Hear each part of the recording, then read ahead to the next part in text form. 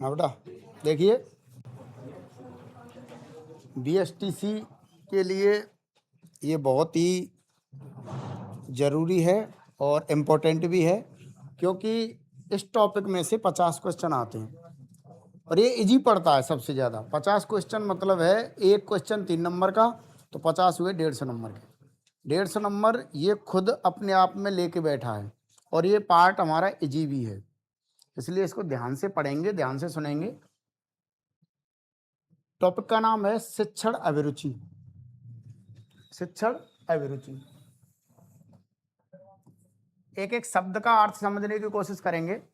शिक्षण अभिरुचि या शिक्षण अधिगम, है ना, कुछ भी कह सकते हैं। देखो, शिक्षण का मतलब क्या है, अभिरुचि का मतलब क्या है और अधिगम का मतलब क्या है बेटा। शिक्षण का मतलब होता है, शिक्षण इंग्लिश में बोलेंगे तो इसको कहेंगे टीचिंग, पढ़ाना। पढ़ाना, शिक्षण का मतलब होता है पढ़ाना, टीचिंग, ठीक है। कोई भी सामग्री है, सामग्री मतलब विषय वस्तु, टीचर सुव्यवस्थित तरीके से यानी अच्छे तरीके से बच्चों को, सुव्यवस्थित तरीके से बच्चों को क्या करे, सौंपे या सुपुर्द करे, वही क्या कहलाता है, शिक्षण कहलाता है। अभिरुचि, मैं शिक्षण करा रहा हूं तो मेरे शिक्षण कराने में बच्चे रुचि ले रहे हैं या नहीं। अगर बच्चे रुचि ले रहे हैं तो उनकी जो रुचि है वो अच्छी रुचि है, आगे फ्यूचर से क्या हो जाएगी, वो कनेक्ट हो जाएगी। जो शिक्षण है हमारा वो फ्यूचर से क्या हो जाएगा, कनेक्ट हो जाएगा। अगर उसकी रुचि अच्छी नहीं है तो उस बच्चे का फ्यूचर लैप हो जाएगा, मतलब उसकी जो अभिरुचि है, मीन्स शिक्षण जो हम करा रहे हैं उससे उसका फ्यूचर नहीं बनेगा, है ना। अब हमें ध्यान देना है, एक तो हो गया शिक्षण, एक हो गई हमारी अभिरुचि और एक है हमारा अधिगम। मैंने 3 चीजें बताई हैं बेटा, ध्यान से सुनेंगे। शिक्षण का मतलब है कोई भी विषय वस्तु को अध्यापक द्वारा बच्चों को सौंपा जाना, अच्छे तरीके से, जितना हो सके अच्छे तरीके से सौंपा जाना क्या कहलाता है, शिक्षण। और एक शब्द में कहूं तो शिक्षण का मतलब है पढ़ाना। मैं पढ़ा रहा हूं तो क्या कर रहा हूं, मैं शिक्षण करा रहा हूं। अभिरुचि, बच्चों की रुचि। इसके बाद इसके साथ आता है अधिगम। अधिगम मतलब सीखना, अधिगम मतलब होता है सीखना बेटा। कोई भी चीज हमारे लिए, कोई भी चीज हमारे लिए सुपुर्द की जा रही है, सौंपी जा रही है एक अध्यापक के द्वारा, तो अध्यापक कर रहा है उसका शिक्षण और आप कर रहे हैं अधिगम, यानी आप उस वस्तु को सीख रहे हैं। तो वस्तु को पढ़ना क्या कहलाता है, अधिगम करना। पढ़ना किस में आता है बेटा, अधिगम करना में आता है। अधिगम मतलब सीखना अच्छे तरीके से, शिक्षण मतलब अच्छे तरीके से पढ़ाना, अधिगम मतलब अच्छे तरीके से सीखना। अधिगम का मतलब सीखना है और सीखना इसी के अंतर्गत आ रहा है। पढ़ना जो है वो इसी के अंतर्गत आ रहा है, पढ़ना कहीं अलग से नहीं आ रहा बेटा, पढ़ना इसी के अंतर्गत आ रहा है, सीखने के अंतर्गत। शिक्षण पढ़ाना और अधिगम पढ़ना। अधिगम में पढ़ने के साथ साथ और भी चीजें आती हैं। हम लेफ्ट साइड में चल रहे हैं और मान के चलो, जैसे मान के चलो हम बाइक से निकले और बाइक से हमें चलना चाहिए लेफ्ट साइड में, हम चल रहे हैं राइट साइड में। हमसे कोई पहले ही राइट साइड में जा रहा है, उसका एक्सीडेंट हो गया, एक्सीडेंट हुआ, हम वहां से सीख गए कि हमें राइट साइड में नहीं चलना चाहिए, क्योंकि रूल रेगुलेशन के अनुसार हमें लेफ्ट में चलना चाहिए। तो वहां से हम क्या क्या हो गया, हमारा अधिगम हो गया। यही सीखना अधिगम कहलाता है। कहीं से भी हम अगर कुछ सीख रहे हैं तो वो क्या कर रहे हैं, हम अधिगम कर रहे हैं। तो अधिगम पढ़ रहे हैं तो भी अधिगम, और कहीं से अलग से आउटसोर्स मतलब बाहर से भी हम कोई चीज सीख रहे हैं तो क्या कर रहे हैं, अधिगम कर रहे हैं बेटा। शिक्षण की परिभाषा है शिक्षक द्वारा विषय वस्तु को व्यवस्थित ढंग से स्पष्ट रूप से समझ सके ऐसे बच्चों को सौंपना। स्पष्ट रूप से वस्तु को सौंपना क्या कहलाता है, शिक्षण कहलाता है। कोई भी डेफिनेशन नहीं पूछेगा बेटा, केवल हमें शब्दों को समझना है, क्या है ये शब्द। शिक्षण, अधिगम, अभिरुचि, ये शब्द समझ में आने चाहिए। क्वेश्चन इस तरह से आएगा कि इन शब्दों से ही खेल हो जाएगा पूरा। अगर हमें पता है शिक्षण शब्द आ रहा है तो हमें समझ जाना है कि ये शिक्षण का मतलब क्या है, पढ़ाना। अभिरुचि वर्तमान स्थिति की ओर संकेत करता है, अभिरुचि कहलाती है। जैसे एक छात्र वर्तमान समय में अपनी पढ़ाई के अनुभव के आधार पर सफलता प्राप्त करेगा या नहीं। मैं पढ़ा रहा हूं और तुम लोगों की अगर रुचि है तो तुम फ्यूचर में सफलता प्राप्त कर लोगे। अगर मैं पढ़ा रहा हूं और तुम लोगों की रुचि नहीं है तो फ्यूचर में सफलता प्राप्त नहीं करोगे। तो जो अभिरुचि है, एटीट्यूड है, वही क्या कहलाता है, पढ़ाई का जो अनुभव हो रहा है तुम्हें, कैसा अनुभव हो रहा है, कैसा फील हो रहा है, तुम्हारी रुचि है या नहीं है, ये क्या कहलाती है, हमारी रुचि। और इस अभिरुचि के आधार पर ही हमारा बेटा फ्यूचर डिसाइड होता है कि फ्यूचर में हम क्या करेंगे क्या नहीं करेंगे। शिक्षण अधिगम, शिक्षण और अधिगम। शिक्षण का अर्थ मैं पहले ही बता चुका हूं, पढ़ाना, और अधिगम का मतलब है सीखना। और सीखना कहीं से भी सीखना, और पढ़ना भी किस में आ रहा है, सीखना। शिक्षण जो है, शिक्षण अधिगम में जो शिक्षण शब्द है वो कहां से आया बेटा, शिक्षा से आया। और शिक्षा कहां से आई, शिक्षा आई हमारे संस्कृत के शिक्ष धातु से। क्वेश्चन आता है कि शिक्षा जो शब्द है वो कहां से आया, तो शिक्षा आया हमारे संस्कृत के शिक्ष धातु से। और शिक्ष का मतलब है सीखना या सिखाना, दोनों में कनेक्ट होगा, सीखना या सिखाना। ठीक है, क्योंकि शिक्षा में दोनों ही चीजें आ रही हैं, पढ़ना पढ़ाना दोनों शिक्षा में आ रही हैं। ठीक है, शिक्षा के दृष्टिकोण अगर हम देखें, शिक्षा का पैटर्न अगर हम देखें, तो शिक्षा का पैटर्न प्राचीन काल में क्या रहा है और वर्तमान काल में क्या रहा है। अब हम चलते हैं प्राचीन काल में। प्राचीन काल में क्या होता था बेटा, कुछ स्टूडेंट होते थे और वो अपने गुरुजन के पास पहुंचते थे पढ़ने के लिए। चुटिया वुटिया का सिस्टम देखा होगा, चुटिया रखते थे अपना, और गुरुकुलों में कोई किताब नहीं थी, कुछ भी नहीं था, केवल गुरु क्या देते थे, उनको ज्ञान देते, तो उसको क्या करते, वो ग्रहण करते और उसका प्रैक्टिकली अपने व्यवहारिक जीवन में करते। जैसे कि गुरु द्रोणाचार्य की कहानी सुनी होगी, है ना।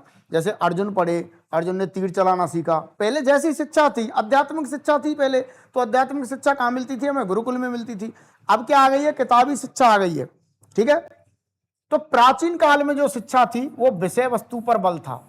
हमारा विषय क्या है, तीर चलाना, तो तीर चलाना हम प्रैक्टिकली रूप से हमें गुरु सिखाएगा और हम सीखेंगे। अब क्या है, अब जो वर्तमान शिक्षा है वो बाल केंद्रित शिक्षा है।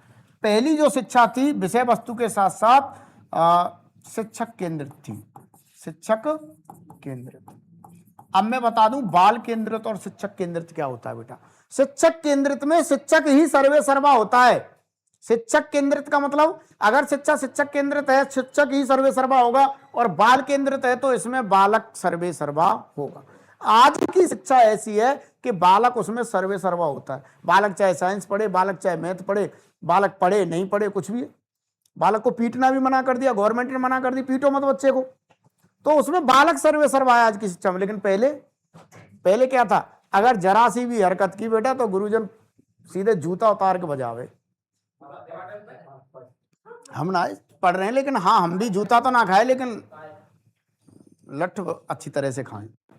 कुल मिला के अब शिक्षा में, अब जो शिक्षा है वो कैसी है, बालक केंद्रित है, और पहले जो शिक्षा थी वो कैसी थी, शिक्षक केंद्रित थी। शिक्षक ही सर्वे सर्वा था, वही पढ़ाता था, वही जो बोलता वही सत्य है, बस कोई ऑब्जेक्शन नहीं, कोई कुछ नहीं बोलेगा, बिल्कुल भी शिक्षक जो बोल रहा है उसी को सुनेगा बिल्कुल, और उसी को फॉलो करेगा। शिक्षक ने कह दिया रात को 12 बजे जगना है तो जगना है। लेकिन अब अगर बाल केंद्रित शिक्षा में शिक्षक कहेगा 12 बजे जगना है, नहीं जग रहा है तो नहीं जग रहा है, बताओ क्या कर सकते हैं, कुछ नहीं कर सकते। उसका जो मन होगा, कहते तो है मन है तो पढ़, नहीं पढ़े तो भैया खेतन में चले जाए, क्योंकि बाल केंद्रित शिक्षा है। अब तो माँ बाप भी जोर जबरदस्ती नहीं कर सकते, कोई जोर जबरदस्ती नहीं कर सकता, केवल हम खुद अपने आप से जोर जबरदस्ती कर सकते हैं अपना फ्यूचर देखते हुए।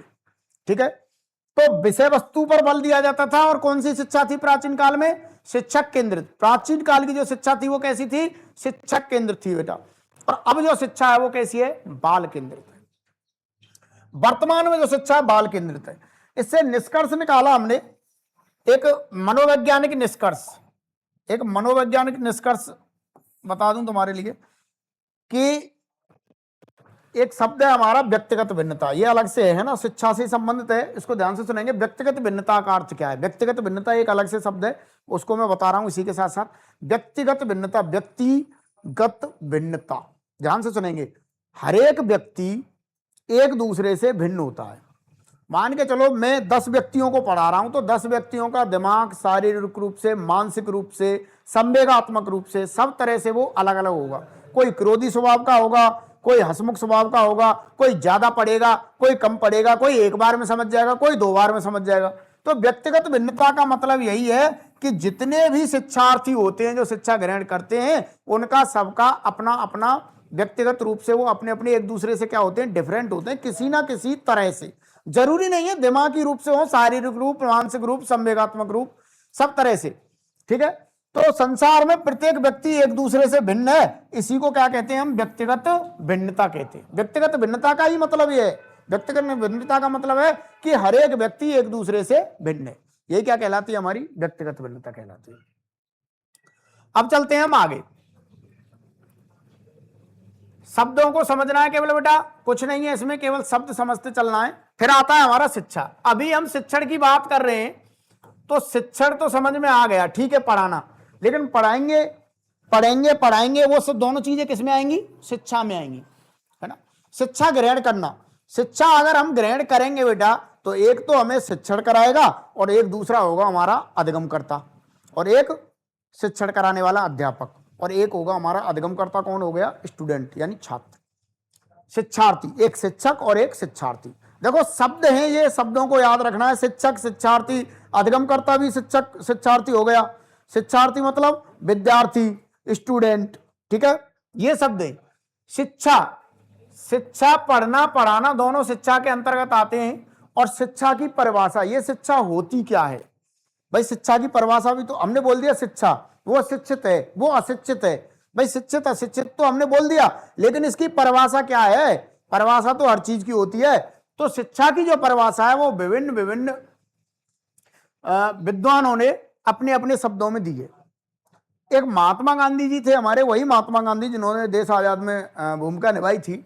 तो उन्होंने शिक्षा की परिभाषा कुछ इस तरह से दी कि शिक्षा का मतलब, अगर कोई बच्चा शिक्षा ग्रहण कर रहा है, तो मेरे अनुसार शिक्षा का मतलब उस बच्चे का सर्वांगीण विकास है।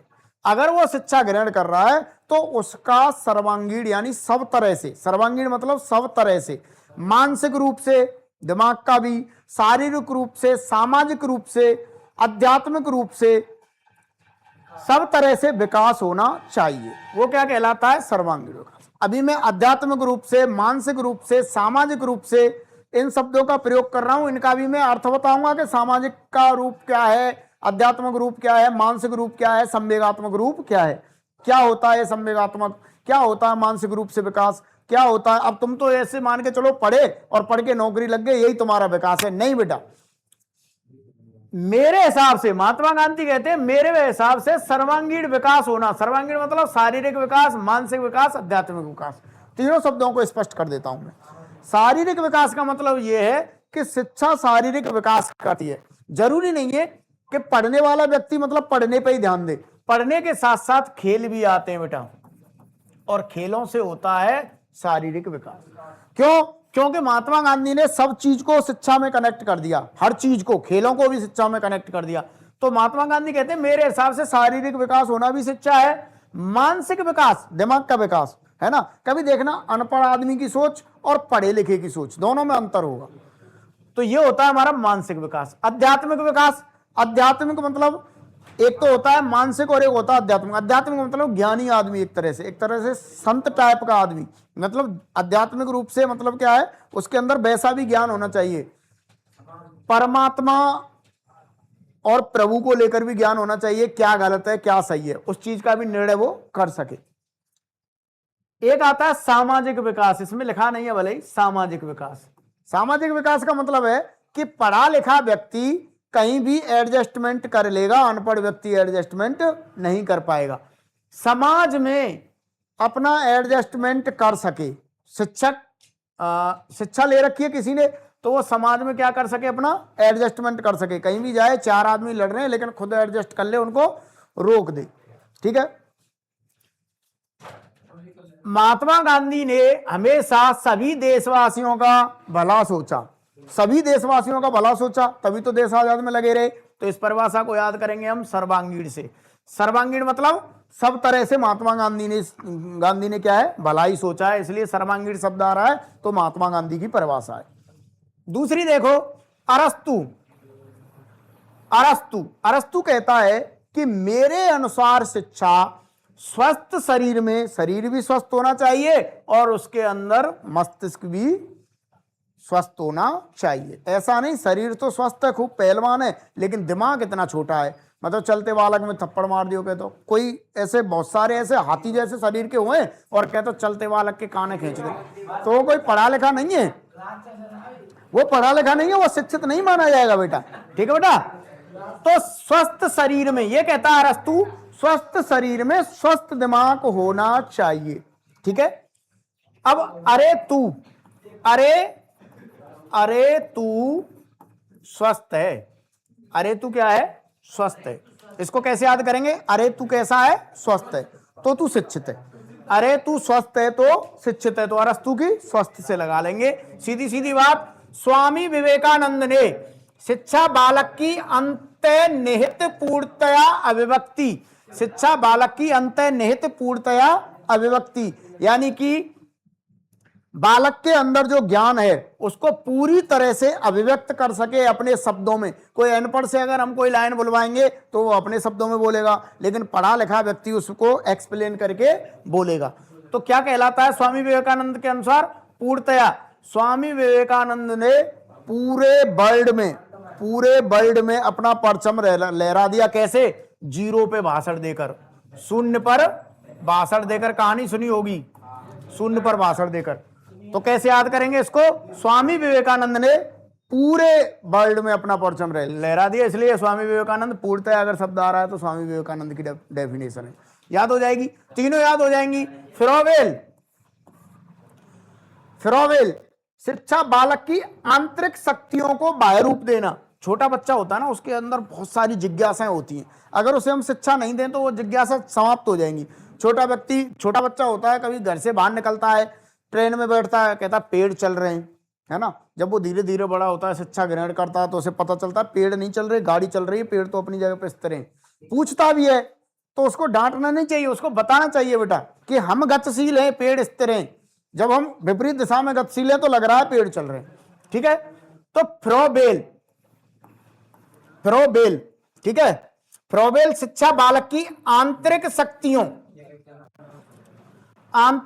शक्तियों को बाह्य रूप देना, अंदर जो इच्छाएं उनको बाहर अच्छे तरीके से निकालना। ठीक है, क्या कहलाता है, फ्रोबेल। जॉन डीवी शिक्षा जीवन का अभिन्न अंग है। जॉन डीवी क्या कहता है, शिक्षा जीवन का अभिन्न अंग है, शिक्षा जीवन का अभिन्न अंग है। जॉन डीवी कहता है कि शिक्षा जो है ना वो अभिन्न अंग। देखो कैसे कहते हैं कि नहीं, कि अभिन्न अंग, विदेशी है, अभिन्न अंग शिक्षा, मतलब कहते हैं ना कोई शब्द में, जैसे इसमें तो मेरी जान बसती है, जान बसने का मतलब अभिन्न अंग, अभिन्न हो गया, जिसको मैं अलग नहीं कर सकता, इसको मैं अलग नहीं कर सकता, तो जॉन डीवी मतलब अभिन्न अंग। ठीक है। शिक्षा उन सभी योग्यताओं का विकास है जिसमें वो अपने वातावरण पर नियंत्रण रखते हुए अपनी संभावनाओं को पूर्ण करते हैं। वातावरण पर नियंत्रण रखते हुए अपनी संभावनाओं को, अपनी इच्छाओं को पूर्ण करने की कोशिश करते हैं या पूर्ण करते हैं। हमारी बहुत सारी इच्छाएं, और हम शिक्षा अगर ग्रहण कर रहे हैं तो उन इच्छाओं को पूरा कर सकते हैं, अन्यथा की स्थिति में हम नहीं कर सकते। हम वातावरण के साथ भी कंप्रोमाइज नहीं कर सकते अगर पढ़े लिखे नहीं है तो पढ़ा लिखा होना बहुत जरूरी है। पढ़े लिखे के साथ साथ शिक्षा में पढ़ा लिखा भी आ रहा है, और जो मतलब भले ही अनपढ़ है लेकिन उसने कहीं ना कहीं से, कहते हैं ना कि मैं पढ़ा नहीं हूं तो क्या हुआ, गुनाह हुआ हूं, तो वो भी शिक्षा के ही अंतर्गत आता है। ठीक है बेटा।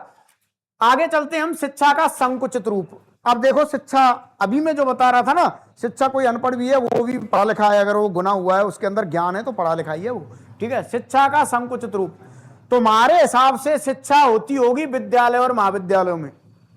शिक्षा इतना ही है, हम इतना ही सोचते हैं कि महाविद्यालय, विद्यालय, कोचिंग वगैरह में हम पढ़े वही शिक्षा है। नहीं, इसके अलावा अगर हम कहीं बाहर से भी जीवन पर्यंत बुढ़ापे तक चलती रहती है। छोटे बच्चा हमें सिखा के चले जाते हैं, जानवर हमें सिखा के चले जाते हैं। कभी कभी कहते हैं ना कि ये गाय है, ये तो बहुत संतोषजनक है, ये तो सब जानती है, ठीक है, जानवर हमें सिखा के चले जाते हैं। तो शिक्षा का बहुत बड़ा रूप है। शिक्षा यहीं तक सिमटी हुई नहीं है, ये तो शिक्षा का तुच्छ रूप है विद्यालय और महाविद्यालय। तो संकुचित रूप में अगर शिक्षा की परिभाषा हम समझने की कोशिश करें अर्थ, तो विद्यालय महाविद्यालय में जो पढ़ाई होती है वो शिक्षा है। लेकिन अगर व्यापक रूप देखने की कोशिश करें उसका, तो विद्यालय महाविद्यालय के साथ साथ जहां भी जीवन में हमें सीख मिल रही है, हम अधिगम कर रहे हैं। अधिगम शब्द क्यों प्रयोग कर रहा हूं? अधिगम का मतलब है सीखना, पढ़ना। सीखना पढ़ना एक ही बात है। सीखना विस्तृत रूप है, पढ़ना एक छोटी सी चीज में आ जाता है। तो वही क्या कहलाती है? हमारी जीवन पर्यंत चलने वाली, यानी जीवन पर्यंत जो हम सीख रहे हैं वही क्या है? हमारी शिक्षा है। बेटा कुछ नहीं है, शब्दों का खेल है। तुम शब्दों को समझ जाओगे, टीचिंग मेथड में कोई दिक्कत नहीं आएगी, क्वेश्चन नॉर्मली हो जाएगा। पहले इसको पूरा पढ़ लेंगे, पढ़ने के बाद हम एमसीक्यू करेंगे, आराम से हो जाएंगे, इजीली बिल्कुल।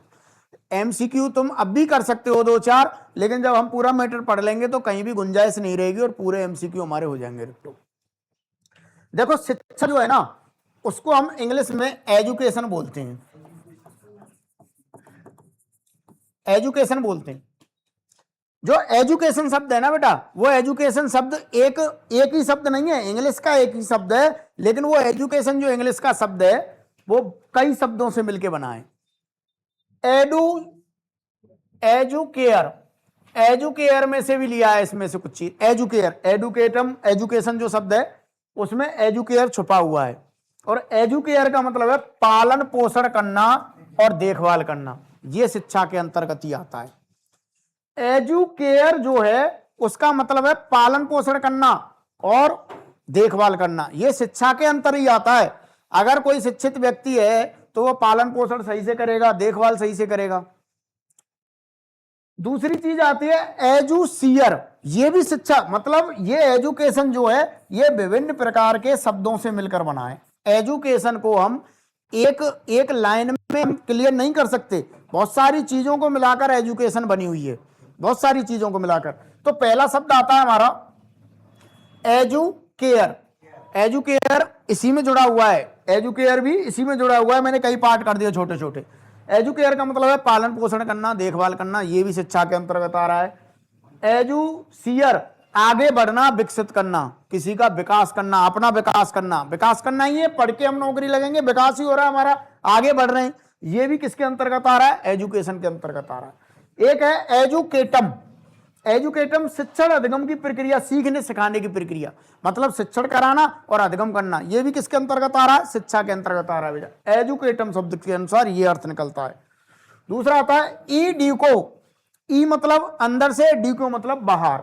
ई का मतलब आता है अंदर से और डी का मतलब बाहर, अपनी आंतरिक इच्छाओं को बाहर निकालना। बाहर कब निकाल सकते हैं? जब हम शिक्षा ग्रहण करेंगे बेटा। शिक्षा की प्रक्रिया के बारे में बात कर लेते हैं, यहां तक किसी को कोई दिक्कत नहीं होनी चाहिए। अब करते हैं शिक्षा की प्रक्रिया। एक हमारे विद्वान हुए एडम्स, जॉन एडम्स हुए एक विद्वान, उन्होंने कहा शिक्षा की प्रक्रिया दो मुखी है। शिक्षा की जो प्रक्रिया है वो केवल क्या है? दो मुखी है बेटा। एक मुख तो उसमें क्या है? शिक्षक है, और एक क्या है? छात्र है।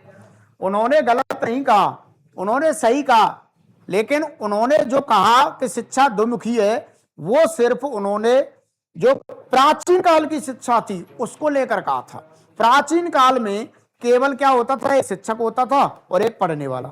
लेकिन इसके बाद हमारे आए John Dewey sir. John Dewey sir ने बताया, एक शिक्षा शास्त्री थे, जॉन डीवी सर ने बताया कि शिक्षा त्रिमुखी है। शिक्षा में तीन मुख हैं, तीन कंटेंट हैं जो बहुत जरूरी हैं। एडम्स ने बताया कि दो चीज बहुत जरूरी है, एक शिक्षा ग्रहण करने वाला, एक शिक्षा देने वाला।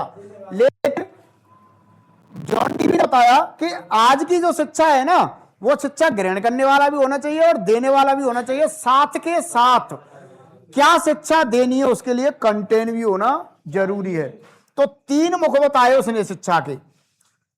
शिक्षा शास्त्री थे, इन्होंने अपनी पुस्तक विद्यालय एवं समाज नाम से इन्होंने अपनी पुस्तक लिखी और उसमें बताया कि जो सबसे विद्यालय है ना, जो हमारा विद्यालय एवं समाज नाम की पुस्तक लिखी और उसने विद्यालय को एक लघु समाज की संज्ञा दी।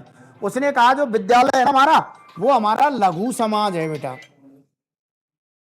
वो हमारा क्या है, लघु समाज है, छोटा समाज है हमारा एक विद्यालय। समाज बहुत बड़ा है लेकिन बच्चा सबसे जो छोटा समाज है वो पहले परिवार रहता है, उसके बाद विद्यालय। लेकिन इसने स्पेशली विद्यालय एवं समाज में विद्यालय को लघु समाज की क्या दी है, संज्ञा दी है। एक चीज एडम्स ने दो मुख बताए, एक छात्र और एक शिक्षक, यानी शिक्षा ग्रहण करने वाला, एक अधिगमकर्ता और एक शिक्षक, है ना। इसके बाद आता है Adam John Dewey. John Dewey ने तीन बताए, एक शिक्षक, एक शिक्षार्थी और एक पाठ्यक्रम। पाठ्यक्रम का मतलब है जो कंटेंट हम पढ़ रहे हैं वो भी होना जरूरी है। ऐसा नहीं है कि मैं आया मेरे पास कोई कंटेंट ही नहीं है, मैं कुछ भी पढ़ने लग गया, नहीं बेटा। जॉन डीवी के अनुसार तीन मुखी है, तीन कंटेंट होने चाहिए, तीन चीजें बहुत जरूरी हैं, एक शिक्षा देने वाला, एक शिक्षा लेने वाला और एक क्या शिक्षा देनी है वो वाला पाठ्यक्रम। तो जॉन डीवी के अनुसार त्रिमुखी प्रक्रिया है, एडम्स के अनुसार दो मुखी प्रक्रिया है। अब बात आती है शिक्षा, शिक्षण और अधिगम, तीनों को अलग अलग करते हैं। अब हम कुछ भी नहीं है, देखिए बेटा, जो शिक्षक है जॉन डीवी के अनुसार शिक्षक का होना जरूरी है, छात्र का होना जरूरी है और पर्यावरण और पाठ्यक्रम का। पर्यावरण पाठ्यक्रम एक ही बात है, पर्यावरण मतलब माहौल, माहौल के साथ साथ क्या पढ़ना है वो माहौल हम खुद डिस्कस करेंगे, ठीक है। ये तीन चीजें जरूरी है। क्वेश्चन आता है जॉन डीवी के अनुसार, जॉन डीवी के अनुसार शिक्षा के कौन कौन से भाग हैं, तो तीन पार्ट बता देंगे। जॉन डीवी के अनुसार शिक्षा कितने मुखी है, तो तीन मुखी है। एडम्स के अनुसार दो मुखी है, ठीक है, इसमें केवल पाठ्यक्रम बढ़ गया है। अब चलते हम शिक्षा के प्रमुख प्रकार। अब हम शिक्षा बार बार बात कर रहे हैं और हम कह रहे हैं कि विद्यालय भी शिक्षा है, बाहर कहीं घूम रहे तो भी शिक्षा है। तो जब शिक्षा है तो क्यों ना फिर इसको अलग अलग डिवाइड कर दिया जाए। विद्यालय में विद्यालय में जो शिक्षा दी जा रही है उसको अलग नाम दे दें, बाहर जो सीख रहे हैं उसको अलग नाम दे दें। तो शिक्षा को उसने डिवाइड कर दिया तीन पार्टों में बेटा, बहुत अच्छे से समझना, औपचारिक, अनौपचारिक और निरौपचारिक बेटा। औपचारिक शिक्षा निर्धारित समय और पूर्व नियोजित, यानी कि कोचिंग, ट्यूशन क्लास और विद्यालय महाविद्यालयों में दी जाने वाली शिक्षा औपचारिक शिक्षा कहलाती है। स्थान फिक्स होता है, समय फिक्स होता है, पाठ्यक्रम फिक्स होता है, पढ़ने वाला फिक्स होता है, पढ़ाने वाला फिक्स होता है, सारी चीजें फिक्स होती हैं, वो कहलाती है फॉर्मल एजुकेशन, औपचारिक शिक्षा। सारी औपचारिकता पूरी की जाती हैं वो कहलाती है औपचारिक शिक्षा। विद्यालय शिक्षा औपचारिक शिक्षा है, महाविद्यालय शिक्षा औपचारिक शिक्षा है। तो फिर अनौपचारिक शिक्षा कौन सी है? पूर्व से कुछ भी निर्धारित नहीं होता, ना तो उद्देश्य, ना समय सीमा, ना तिथि। हम जा रहे हैं और जाते जाते किसी का एक्सीडेंट हो गया, एक्सीडेंट जैसे हुआ हमें कोई ना कोई उससे सीख मिल गई कि राइट गलत रॉन्ग साइड चल रहा है भाई, तो हमें नहीं चलना चाहिए, नहीं तो एक्सीडेंट हो जाएगा। तो हम अकस्मात सीखे, क्या पता थी, हमें जरूरी थोड़ी ना था कि हम जाएंगे एक्सीडेंट होगा हम सीखेंगे। ना तो समय फिक्स था इस शिक्षा को लेने का, ना तो समय फिक्स था, ना कोई देने वाला फिक्स था। हमें क्या पता था कि वो शिक्षा देगा हमारे लिए, भाई वो अपनी जान जोखिम में डालकर ये शिक्षा देगा, कुछ भी नहीं पता था हमें। तो ये कौन सी कहलाती है? अनौपचारिक शिक्षा। अब बात आती है निरौपचारिक शिक्षा की बेटा। निरौपचारिक शिक्षा की बात आती है। निरौपचारिक शिक्षा क्या होती है? आवश्यकता के अनुसार लचीली व्यवस्था, खुला विश्वविद्यालय। देखिए निरौपचारिक शिक्षा की अगर बात करें हम, विद्यालय शिक्षा से समझ में आया औपचारिक शिक्षा है, कहीं भी अकस्मात हम सीख गए ये भी समझ में आ रहा है, ठीक है कि ये अनौपचारिक शिक्षा है। लेकिन ये निरौपचारिक शिक्षा क्या है? इसमें कुछ चीजें फिक्स होती हैं लेकिन कुछ चीजें फिक्स नहीं होती। जैसे डिस्टेंस वाली बात करें, जैसे बीए कर रहे हैं हम डिस्टेंस ओपन यूनिवर्सिटी से बीए कर रहे हैं, या बीए कोई ब्रज यूनिवर्सिटी से कर रहा है, प्राइवेट नॉन कॉलेज कर रहा है, ठीक है, नॉन कॉलेज कर रहा है। पढ़ने वाला तो इसमें फिक्स है, एग्जाम भी फिक्स टाइम पे हो जाएंगे, लेकिन पढ़ने का समय फिक्स नहीं है, कब पढ़ना है कोई फिक्स नहीं है, कौन पढ़ाएगा हमें ये भी फिक्स नहीं है।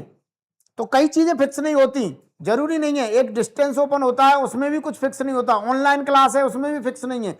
ऑनलाइन में लाइव क्लासेस में फिक्स है, लेकिन ऑनलाइन क्लासेस में तुम्हें कोई टॉपिक पढ़ना है, अभी दिमाग में आया तुरंत खोल के तुम टॉपिक पढ़ लोगे, कुछ भी फिक्स नहीं था, ऑटोमेटिक पढ़ने लग गए, लेकिन उसमें पढ़ाने वाला फिक्स हो गया, ठीक है।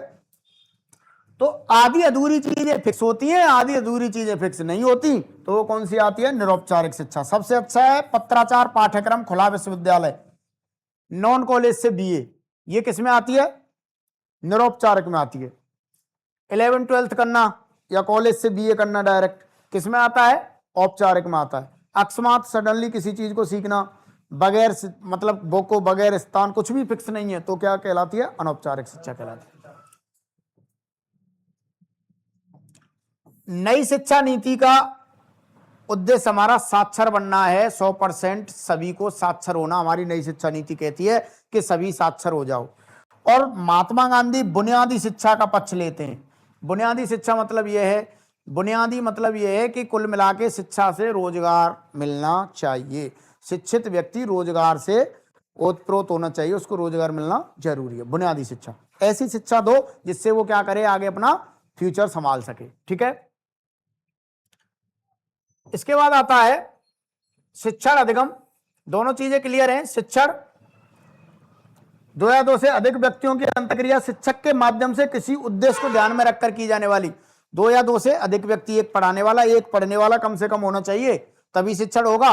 मान के चलो मैं पढ़ाने वाला हूं, पढ़ने वाला कोई नहीं है, तो शिक्षण होगा ही नहीं। कम से कम 2 व्यक्ति होने चाहिए। कौन से? एक शिक्षक और एक शिक्षार्थी। उनके बीच में जो अंतःक्रिया होगी, और अंतःक्रिया किसी एक उद्देश्य को लेकर होगी। कोई एक उद्देश्य होगा, जैसे तुम लोग एसटीसी की तैयारी कर रहे हो, उद्देश्य क्या है? एसटीसी, मैं पढ़ाने वाला और तुम पढ़ने वाले, तो क्या हो गया? हमारा शिक्षण चल रहा है, अच्छी तरह से चल रहा है। तुम अधिगमकर्ता हो गए, मैं शिक्षक हो गया। ये चीजें। दूसरे शब्दों में, जब शिक्षा पाठ्यक्रम से संबंधित किसी विषय को उदाहरण, शिक्षण विधि, सहायक सामग्री स्पष्ट रूप से समझाता है, वो क्या कहलाता है? शिक्षण। कंफ्यूज नहीं होना है, एक ही चीज है, पढ़ना, अधिगम करना और पढ़ाना। अब पढ़ाने का तरीका, अब हम यहाँ मान के चलो डिजिटल बोर्ड या पैनल लेके आए, इससे पढ़ा रहे हैं, तो हम कहीं ना कहीं अपने आप में परिवर्तन कर रहे हैं। तो वही चीज कह रहा है, पाठ्यक्रम से संबंधित किसी विषय वस्तु को उदाहरण, शिक्षण विधि, यानी अच्छे तरीके से, अच्छे ढंग से एक्सप्लेन करे। उसके लिए चाहे उसे कोई भी चीज की जरूरत हो वो यूज करे, लेकिन अच्छे से शिक्षण कराए, वही क्या कहलाता है? शिक्षण कहलाता है। कंफ्यूज नहीं होना है बिल्कुल भी। आगे चलते हैं।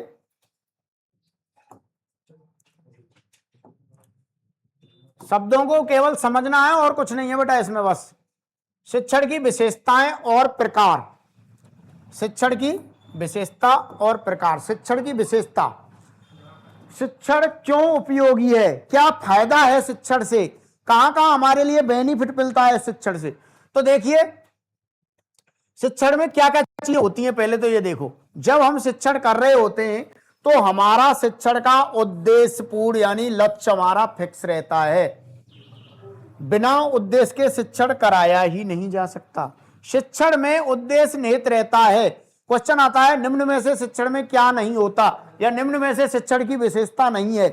तो ऑप्शन नंबर 1 आ गया, उद्देश्यपूर्ण होता है। ऑप्शन नंबर 2 आ गया, उद्देश्यपूर्ण नहीं होता। तो उद्देश्यपूर्ण होता है भाई, क्योंकि हम यहाँ पढ़ के आए हैं, बस इन्हीं का खेल है, बस यही चीज समझनी है।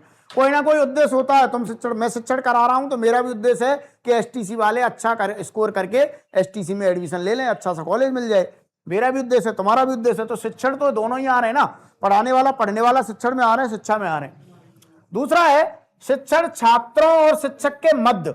छात्र और शिक्षक के मध्य, छात्र शिक्षक के प्रश्नों का जवाब देते हुए शिक्षक कक्षा को उस उत्तर की व्याख्या करे।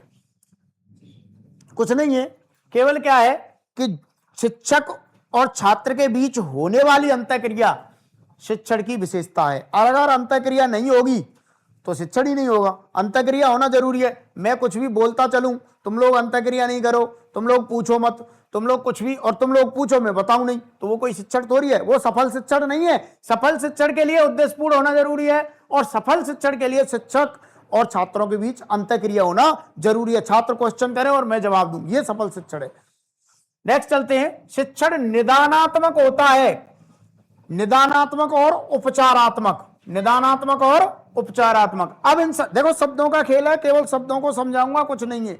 निदानात्मक क्या होता है और उपचारात्मक क्या होता है। मैंने कोई कंटेंट पढ़ाया, पढ़ाने के बाद मुझे पता चला, चाहे तो तुम्हारी शक्ल देखकर या कैसे भी मुझे पता चल गया कि इसने ये चीज नहीं पढ़ी।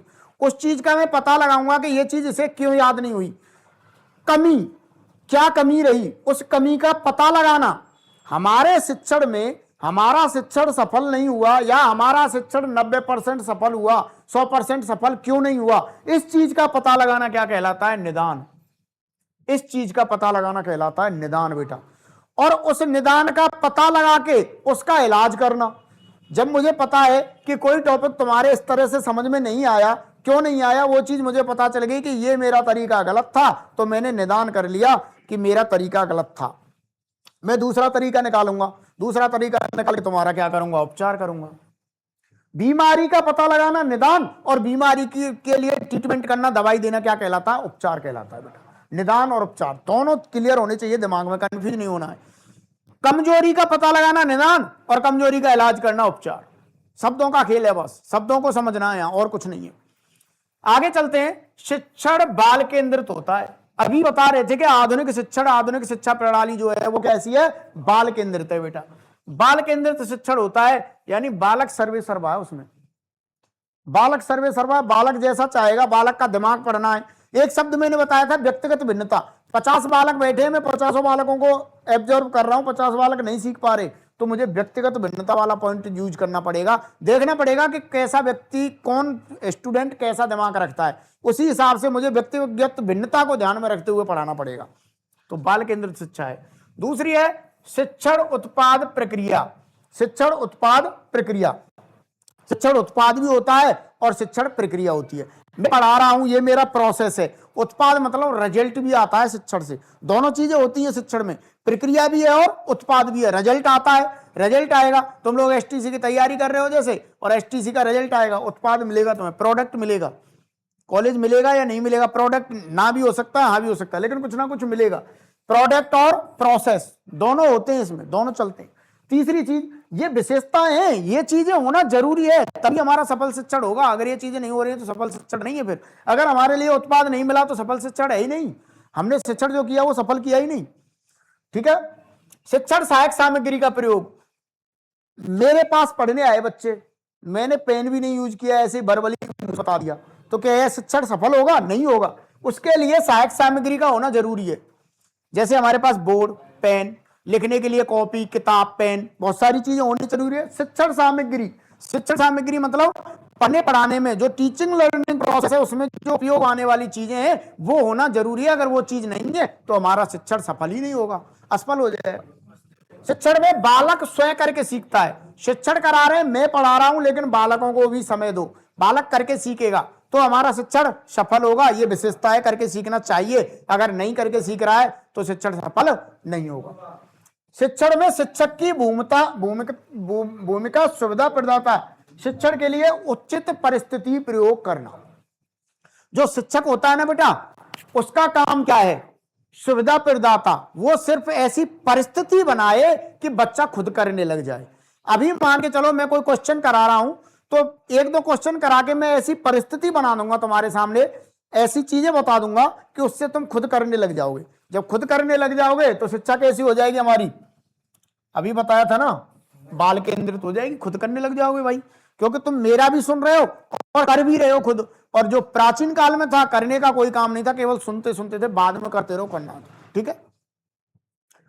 शिक्षण में शिक्षक की भूमिका एक सुविधा प्रदाता के या उचित परिस्थिति उत्पन्न करने के लिए होती है। केवल वो एब्जॉर्ब करे, पढ़ा के थोड़ा बता के एब्जॉर्ब करे कि बच्चा कर क्या रहा है, ये काम है शिक्षक का आज की शिक्षा में। ठीक है।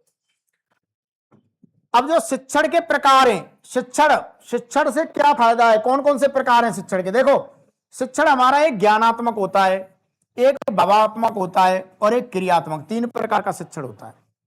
3 प्रकार का शिक्षण होता है और 3 प्रकार की प्रोसेस में चलती है। मैं कोई चीज पढ़ा रहा हूं, उससे हमारा ज्ञान वर्धन होगा, सूचनाओं क्या करता है, सोचने समझने की क्षमता का विकास होगा। किसमें आएगा? ज्ञानात्मक में। दिमाग का विकास होगा, ज्ञानात्मक में आएगा। क्वेश्चन करने लग जाओगे, ज्ञानात्मक में आएगा। शिक्षण अगर कोई व्यक्ति का ना, तो उसके भावात्मक विकास भी होता है उसका। भावात्मक विकास का मतलब क्या है? एक व्यक्ति ऐसा है, मान के चलो, जहां रोना है वहां रो रहा है, जहां हंसना है वहां हंस रहा है, वो शिक्षित व्यक्ति है ना। और एक व्यक्ति ऐसा है, कोई मर गया और वो दांत दिखा रहा है। कुछ व्यक्ति होते हैं कि उनको मतलब कितना भी समझा लो फिर भी ऐसे मतलब हंसेंगे, मानेंगे नहीं, हंसेंगे, कितना भी कह लो हंसेंगे, पर वो शिक्षित नहीं है बेटा। अगर कोई व्यक्ति शिक्षित है यानी उसने शिक्षण किया है तो उसकी भावात्मक, बालक की कोमल भावनाओं से जुड़े संवेग, फीलिंग्स, हमारी फीलिंग्स जहां जरूरत हो वहीं हमें शो करनी है। ये चीज हमारी किससे आती है? शिक्षण से आती है। एक शिक्षण से क्रियात्मक विकास भी होता है, क्रियात्मक शिक्षण भी होता है। खेल कूद वगैरह जो हम करते हैं, प्रशिक्षण या किसी क्रिया में निपुण, खेल कूद वगैरह करते हैं, वो भी क्या है? एक शिक्षण ही है। तो शिक्षण, तीनों चीजों का शिक्षण में क्या होता है? विकास होता है। तीनों चीजों का हम क्या करते हैं? शिक्षण करते हैं। अगर हम शिक्षण कर रहे हैं तो हमारी तीनों चीजों का क्या होना चाहिए? विकास होना चाहिए बेटा। तो तीनों चीजों के लिए हमारा शिक्षण बहुत जरूरी है। ठीक है, तो शिक्षण के प्रकार 3 प्रकार से होते हैं। एक तो आ गया ज्ञानात्मक शिक्षण, एक भावात्मक और एक क्रियात्मक। ऐसा जरूरी नहीं है कि हम ज्ञानात्मक कर रहे हैं तो भावात्मक नहीं करें। भावात्मक शिक्षण के लिए भी, भावात्मक शिक्षण के लिए भी मान के चलो मैं पढ़ा रहा हूं तो मैं ज्ञानात्मक शिक्षण करा रहा हूं तुम्हें, लेकिन भावात्मक शिक्षण भी कहीं ना कहीं जरूरी होता है। ऐसा नहीं है कि केवल कहते हैं ना कि ये तो मतलब किताबी कीड़ा है, किताब पे ध्यान मत दो, समाज में भी निकल के आओ। ऐसा नहीं हो कहीं अर्थी जा रही हो और तुम दांत दिखा जाए, लेकिन ज्ञान बहुत है, कलेक्टर हो गया, ज्ञान बहुत है, लेकिन वो क्या कर रहा है? अर्थी पे दांत दिखा रहा है। तो ये जरूरी नहीं है। तो भावात्मक विकास होना भी क्या कहलाता है? शिक्षण। शिक्षण 3 प्रकार के होते हैं। नेक्स्ट चलते हैं।